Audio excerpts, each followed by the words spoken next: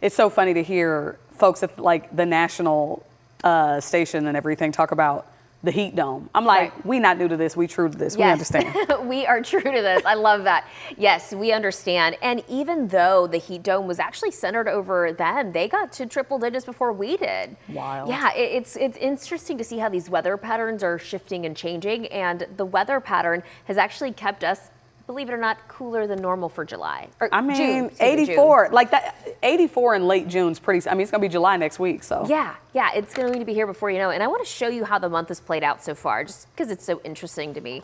We've had more than a handful of days that are below normal or cooler than normal, and that's indicated by every box that you see in blue there. That means that the high temperature stayed below 90 degrees in most cases. There was one day where we didn't get out of the 70s. Now, there were several days where we were trending warmer than normal, but it was only by a degree or two. So whenever you average all the high temperatures together for the month so far, we're at 90.4. Whenever you look at what's normal over the past 30 years, that's actually 0.7 degrees below normal. So yeah, this month we actually trended cooler than normal. Now, something else to note is that June happens to be one of the top 3 wettest months of the year. Once we hit July and August, we enter a rain-free streak, and we have the last several months, and that's when we generally see these temperatures start to climb. Those are our hot, dry months. So as we go into these next several months, we do see that pattern changing, and the heat dome now centered over the southern states. Right now, it's not too bad out there. I know we've been complaining about the humidity, right? But 85 degrees, feeling like 90 as we look from our DBU cam. We do see a little cloud cover mainly along our northwestern counties. Otherwise, we're looking sunny. We do have 10% coverage of rain expected in North Texas for this afternoon, with about 20% coverage for our northwestern counties. And that really does follow along areas of the Red River as well. So here's what it could look like between now and about 3. It's staying dry, but at 3, we'll start to see a few little showers popping up in the area, maybe some downpours for our northwestern counties. That's really about it. This will last through about 5, 6 in the evening, and then it starts to dry out, and we'll start to see some clearing conditions tonight.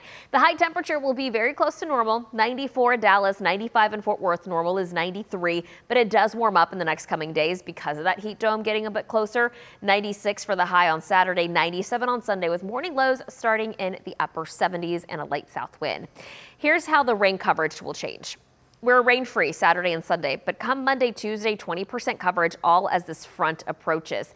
Now that front will help bring in some scattered showers and isolated thunderstorms. About 20% coverage is what it looks like right now, but that could very well change. This front stalls somewhere in North Texas, likely close to the Red River is what some models are indicating, but it does keep rain in the area through the day on Tuesday. Again, this is not going to be something that is a washout.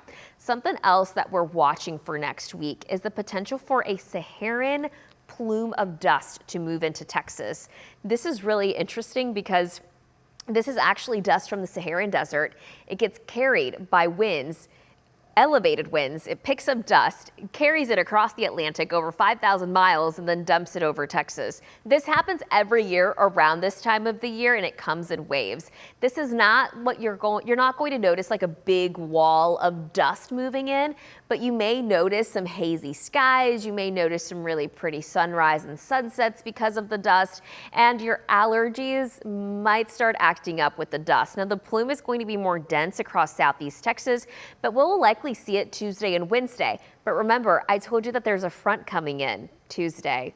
So that front, if it happens to stall to the south of DFW, we won't see this dust. If it stalls somewhere around the Red River where we think it is, then our southern counties will see some of that dust, and it lasts for a couple days. So kind of interesting there. Our 14-day forecast looking like this. A lot of 90s, but no triple digits. On average, the first triple-digit heat day is July 1st. And I don't have any on the 14-day, Dia. You will get no complaints from me about that, Marielle. Thank you.